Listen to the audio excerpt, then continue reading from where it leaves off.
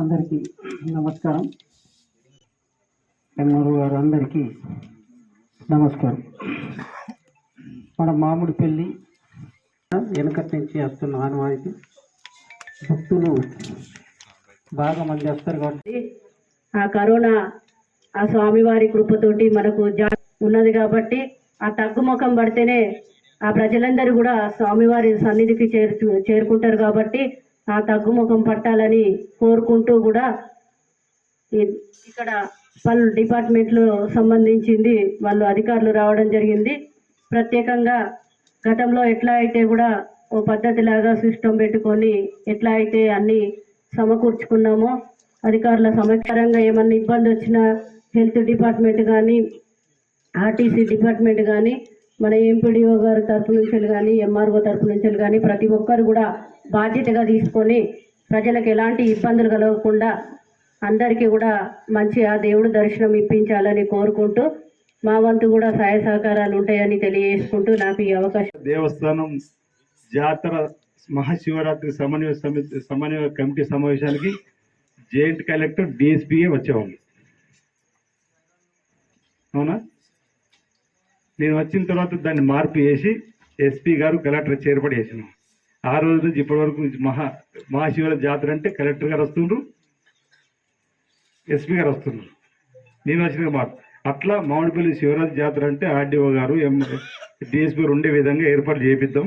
మీరు ఒక సమావేశం పిలిచి మనం అంటే సీరియస్నెస్ పెంచడానికి ఈ దేవాలయంకు ఉన్నటువంటి ప్రాశస్త్యం తెరవడానికి కోసం కొంచెం ఇంపార్టెన్స్ ఇవ్వాలని చెప్పని వాళ్ళు వచ్చినా మనం వచ్చినా అదే చెప్తాం. కానీ దానికి డెకోరం వేరైతుంది, ప్రచారం కూడా బాగా వెళ్ళిపోతుంది. వచ్చేటువంటి వాళ్ళు కూడా ఇంకా ఎక్కువ సంఖ్యలో రావడానికి అవకాశం ఉంటుంది. కాబట్టి ఆ మీటింగ్ వీళ్ళని తొందరలో ఇంకా సమయం ఉంది కదా, నెల 10 రోజులు ఉంది. బిఫోర్ 10 days పెట్టండి. నేను చెప్తా వారికి బిఫోర్ 10 days ఒక మీటింగ్ పెడతాం. జిల్లా పరిషత్ చైర్మన్ గారికి సమాచారం ఇవ్వండి, ఎంపీ గారికి. ఆ రోజు అవసరమైతే సెస్ నుంచి ఇంకా ఉన్నతాధికారులు కూడా రావడానికి కోసం మీరు ఫోన్ చేసి స్వయంగా మాట్లాడి తెప్పించి ఏర్పడేస్తే. నేను ఎందుకు చెప్తున్నానంటే ఇది నానుడు పడిపోవాలని.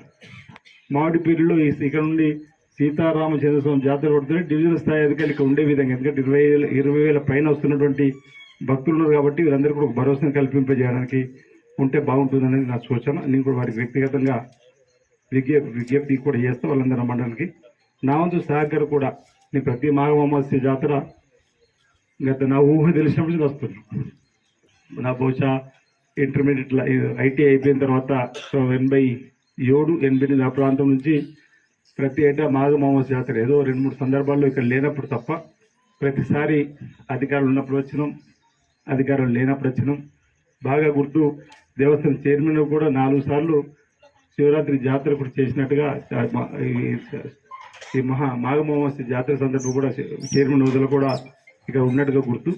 ఈ దేవాలయం కూడా అప్పుడు రెనోవేషన్ కూడా పునరుద్ధరణ కూడా ఆ సమయంలోనే అవకాశం వచ్చింది.